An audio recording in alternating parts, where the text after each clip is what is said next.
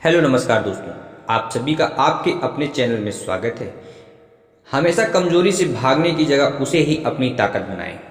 मित्रों, यह कहानी खरगोश और चूहों की है। तो कहानी को शुरू करने से पहले अगर आप हमारे चैनल में नए हैं तो चैनल को सब्सक्राइब करके बेल आइकन प्रेस कर लीजिए। बहुत समय पहले की बात है, किसी जंगल में एक खरगोश अपने परिवार के साथ रहता था। खरगोश जहाँ रहता था वहाँ आसपास बड़े जानवरों की ज्यादा संख्या थी। खरगोश और उसका परिवार हमेशा इस बात से डरे हुए रहते थे कि कोई जानवर आकर उन्हें नुकसान न पहुंचा दे।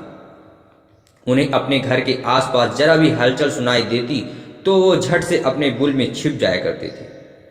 दूसरे जानवरों का डर उन पर इस कदर हावी था कि उनकी आहट भर सुनकर उनमें से कुछ खरगोशों की डर से मौत हो गई।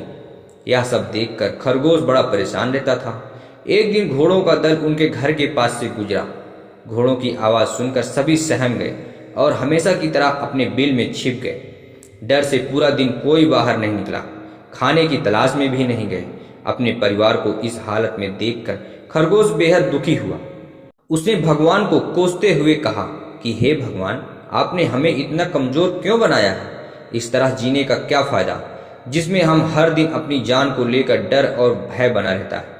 तभी सारे खरगोशों ने मिलकर फैसला किया कि हर समय डर और भय के चलते बिल में छिप कर रहने से अच्छा होगा कि हम सब मिलकर एक साथ अपना जीवन त्याग देते हैं।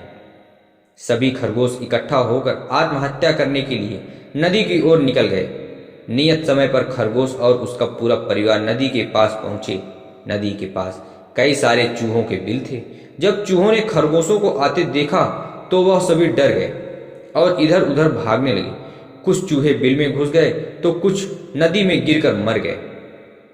चारों तरफ अफरा तफरी का माहौल हो गया।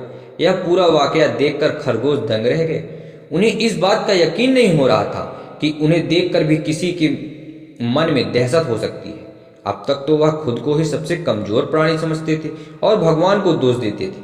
अब खरगोशों की समझ में आ गया था कि भगवान ने दुनिया में अलग अलग खासियत के जीव जंतु बनाए हैं। जो जैसा है उसे वैसे ही स्वीकार करना चाहिए। अगर किसी में कमी है तो उसमें कुछ गुण भी हैं। हर किसी में एक जैसे गुण नहीं हो सकते। यह समझने के बाद खरगोश और उसका परिवार वापस घर लौट गए। मित्रों, इस कहानी से यह सीख मिलती है कि प्रकृति ने सभी को शक्तिशाली बनाया है। बस फर्क इतना है कि सभी अलग अलग क्षेत्र में अव्वल होते हैं। इसलिए हमेशा कमजोरी से भागने की जगह उसे ही अपनी ताकत बनाएं। आपको यह कहानी कैसी लगी हमें कमेंट जरूर कीजिए। अगर अच्छी लगी तो वीडियो को लाइक करके चैनल को सब्सक्राइब कीजिए और जाते हुए बेल आइकन प्रेस कीजिए ताकि ऐसे ही मजेदार कहानियों की नोटिफिकेशन डेली आपके मोबाइल पर मिलती रहे। धन्यवाद।